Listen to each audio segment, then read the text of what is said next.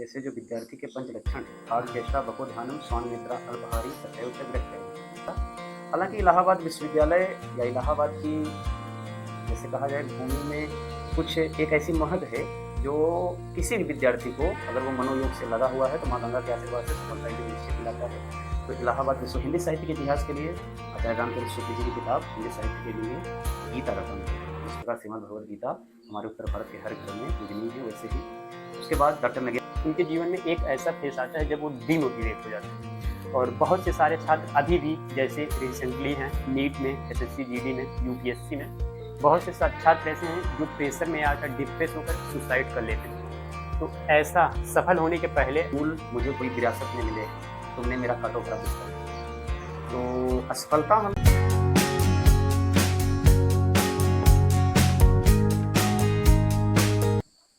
नमस्कार दोस्तों, आज का पॉडकास्ट हमारा बहुत खास, शानदार और ज़बरदस्त होने वाला है, क्योंकि यह पॉडकास्ट जो है एक सफ़र का है, पढ़ने से पढ़ाने का सफ़र जो इन्होंने तय किया है उसी के बारे में पूरा डिटेल से है। आज ये कार्यरत हैं ईएमआरएस में और अब इन्हीं से जानते हैं बहुत सारी कहानियाँ और बहुत सारा सफ़र और आप सबके लिए कुछ टिप्स। तो शुरुआत करते हैं हम सबसे पहले इनके छोटे से परिचय से।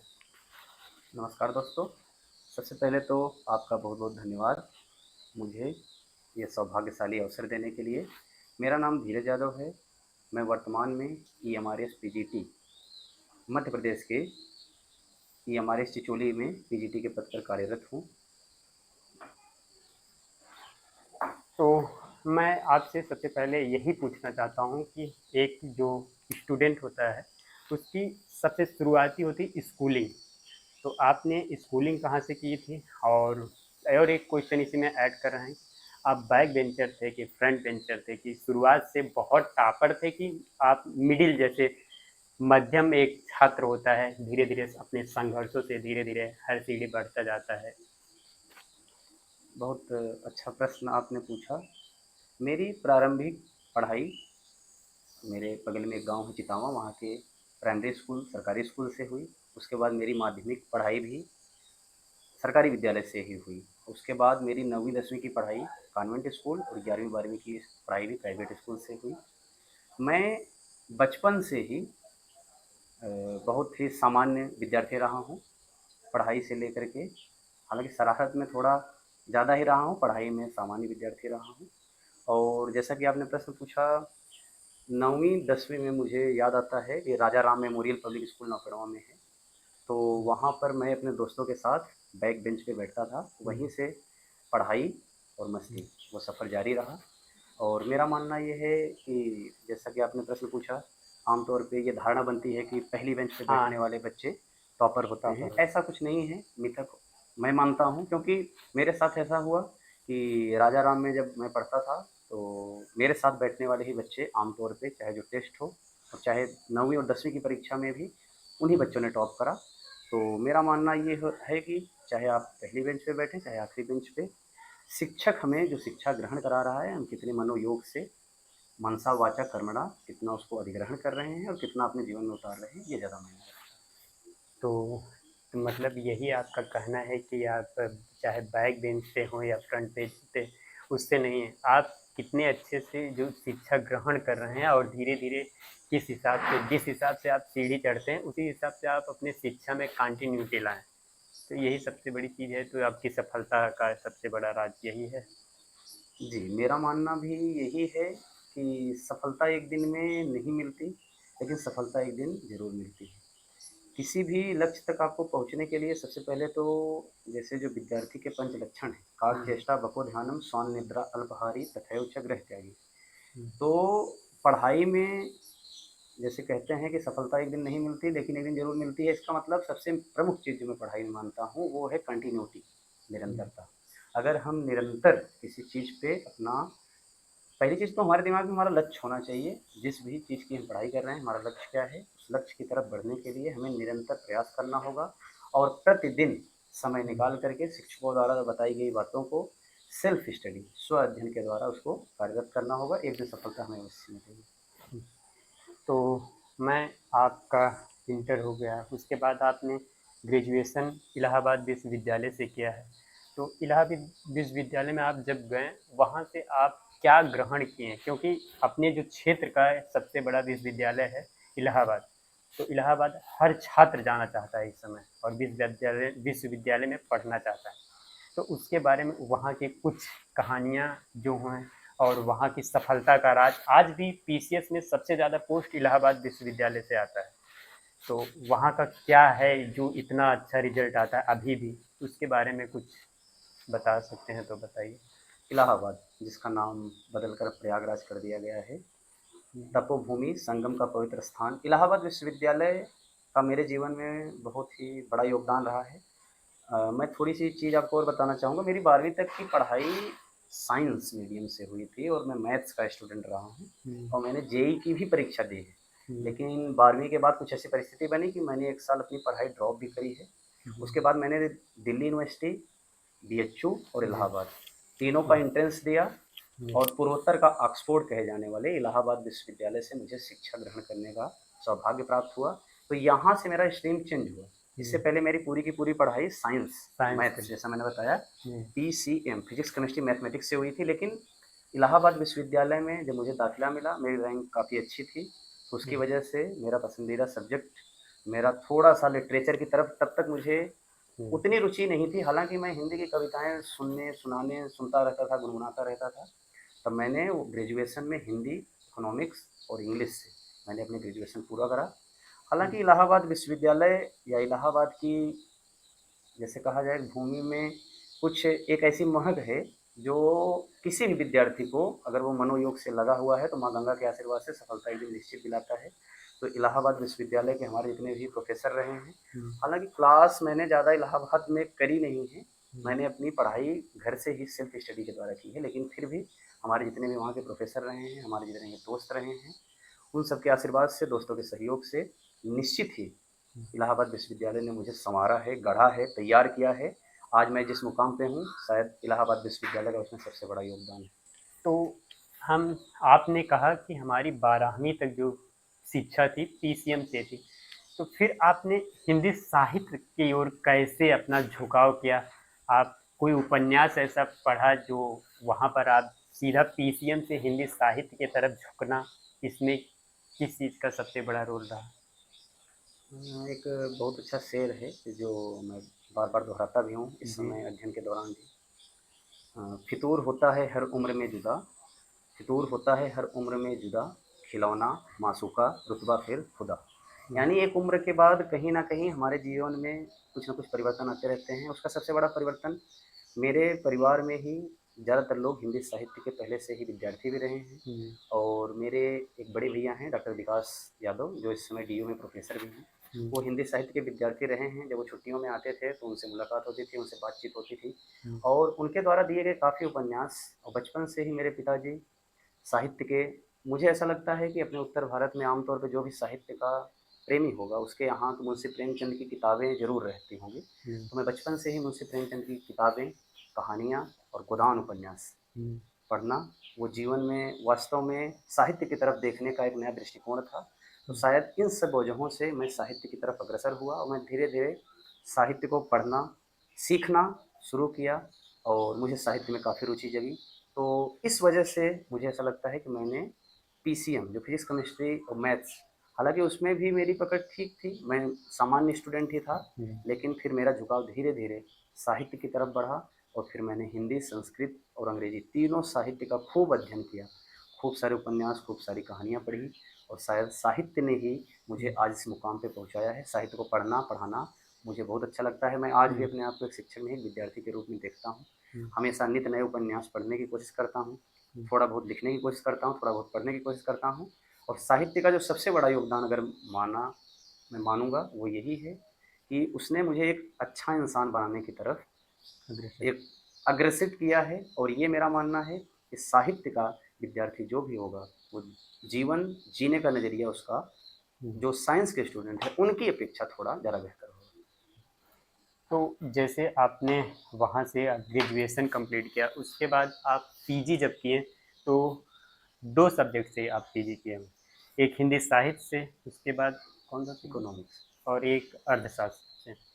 तो इसके विषय में आपने कैसे सोचा कि हम, कि बहुत सारे लोग हैं सिर्फ अपने कॉम्बिनेशन सब्जेक्ट से करते हैं पीजी, आपने कैसा ये सोचा कि हम 2 सब्जेक्ट से पीजी करें?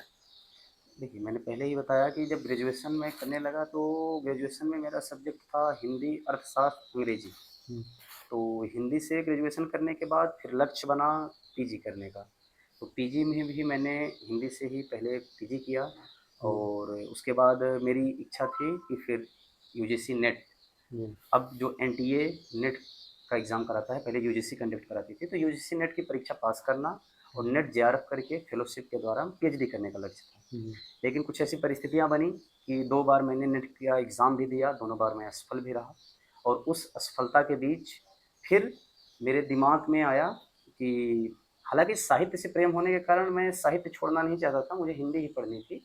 फिर मैंने अर्थशास्त्र को भी पढ़ा, फिर अर्थशास्त्र भी मुझे बड़ा प्रिय लगा, हुँ, तो फिर मैं अर्थशास्त्र से भी मैंने पीजी करा और मेरा लक्ष्य यही था कि मैं हिंदी और अर्थशास्त्र दोनों से हुँ, नेट की परीक्षा क्वालीफाई करूँगा।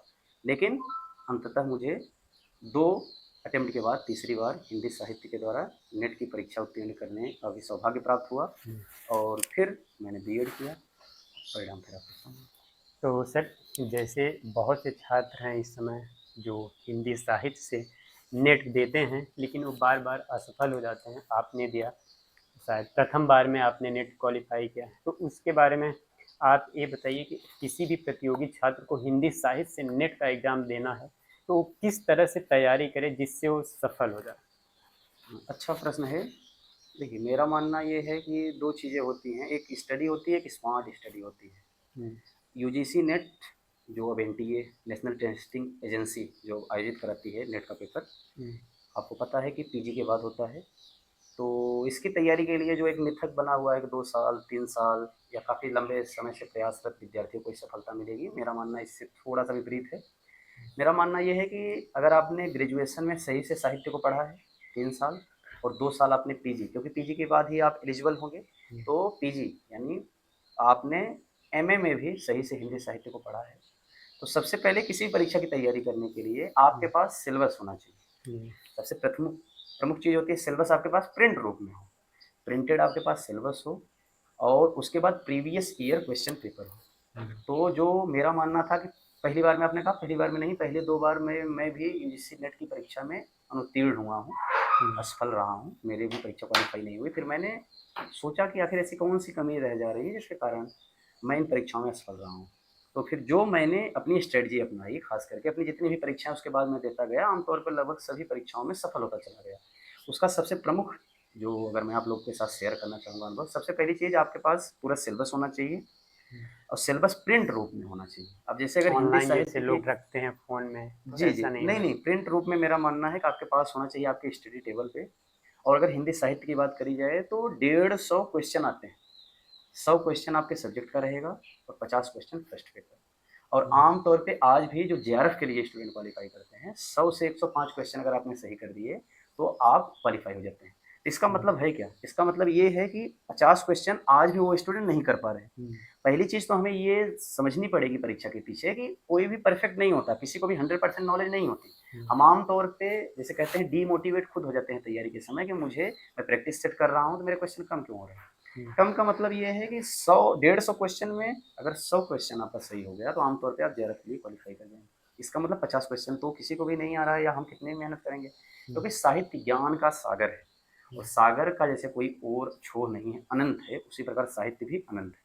सबसे पहले हमारी स्ट्रेटजी ये होनी चाहिए कि एक-एक करके 10 यूनिट हैं हमारे साहित्य हुँ, में। दसों यूनिट को बारी-बारी से पढ़ना चाहिए। जैसे अगर यूनिट की बात करी जाए, तो जो भी यूनिट हैं, जैसे सबसे पहले हिंदी साहित्य का इतिहास है।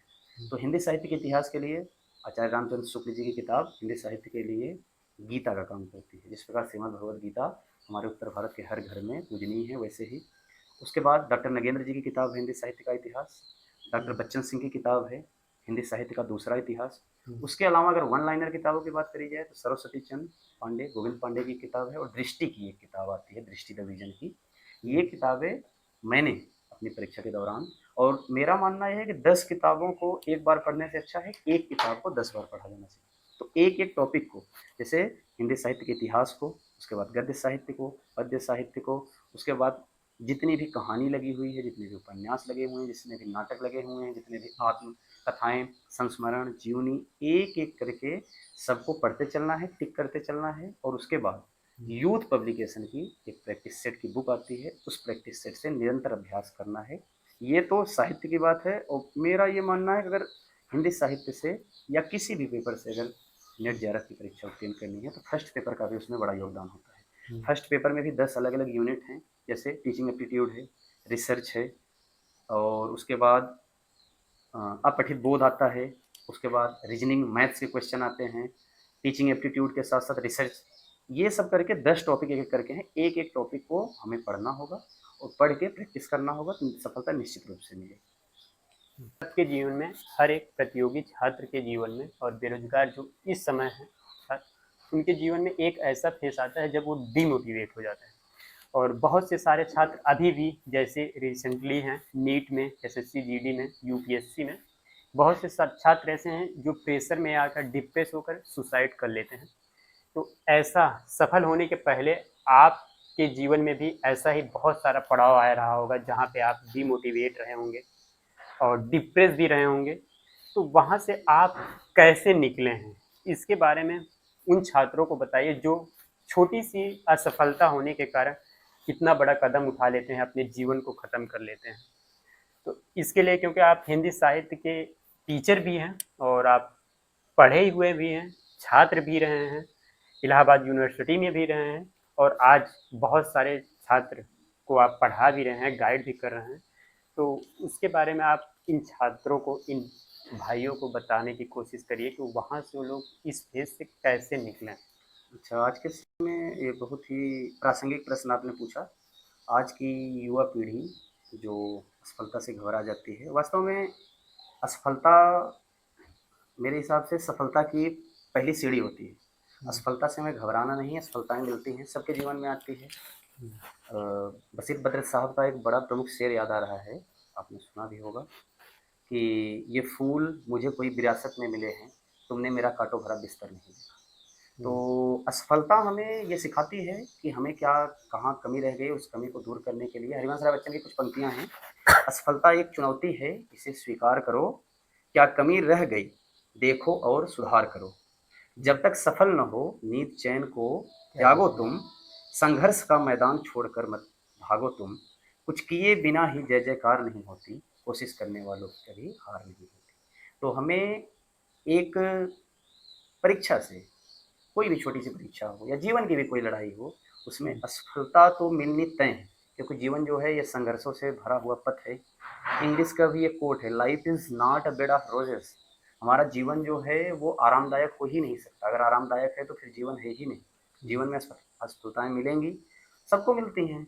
मैं अगर यहाँ बैठा हूँ, आज मैं सफल हूँ, तो निश्चित रूप से असफलता की सीढ़ी सीढ़ी पे चढ़ कर ही यहाँ पहुँचा हूँ। मेरे भी जीवन में ऐसे बहुत सारे मोड़ आए, मुझे लगता था कि गिव अप कर देना चाहिए, छोड़ देना चाहिए, हिंदी साहित्य का लेना मेरे लिए दुविधा की बातें होती थी। जैसा कि आपने पूछा भी कि आपने डबल पीजी क्यों किया, तो उसके पीछे भी कहीं ना कहीं ये लक्ष्य रहा होगा कि अगर ये नहीं तो प्लान बी। लेकिन मेरा मानना ये है कि अगर आप दृढ़ निश्चय करके किसी भी विषय के प्रति, अपने जीवन के किसी भी लक्ष्य के प्रति अगर निरंतर लगे हुए हैं, तो असफलता आपको मिलेगी, निश्चित रूप से मिलेगी, लेकिन वो असफलता आपको सिखाएगी।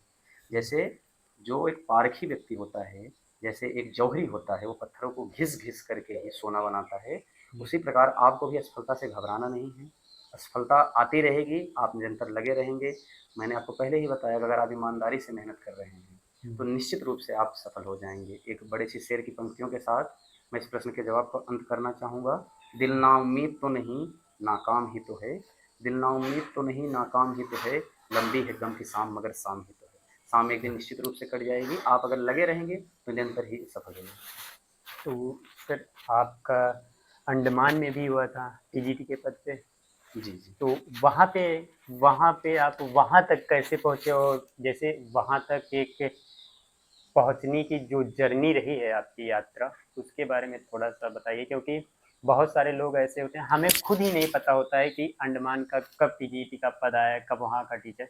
तो आपने वहाँ पर जाने की कैसे सोची? देखिए, जैसा कि मैंने बताया कि मेरी पीजी की जब पढ़ाई पूरी हुई तो मैंने बीएड तो हम दोनों ने साथ में ही किया था। बीएड की पढ़ाई पूरी हुई, तो मेरे मन में एक ही लक्ष्य था कि पूरे हिंदुस्तान में कहीं भी कोई भी वैकेंसी आएगी टीचिंग फील्ड में, मुझे मेरे अंदर इतना जुनून रहता था कि मैं पढ़ाई के प्रति और नौकरी के प्रति, क्योंकि पारिवारिक स्थिति उस समय कुछ ऐसी हो चली थी कि मुझे नौकरी करनी ही करनी थी और मेरे अंदर ये ललक थी कि कहीं भी वैकेंसी आएगी तो मैं वहाँ पे फॉर्म भरूँगा, आवेदन करूँगा। और मन में एक विश्वास भी था, पढ़ाई मैं निरंतर उस समय कर रहा था कि उस पढ़ाई के प्रति इतनी जागरूकता थी कि मैं उस परीक्षा को पास करूँगा।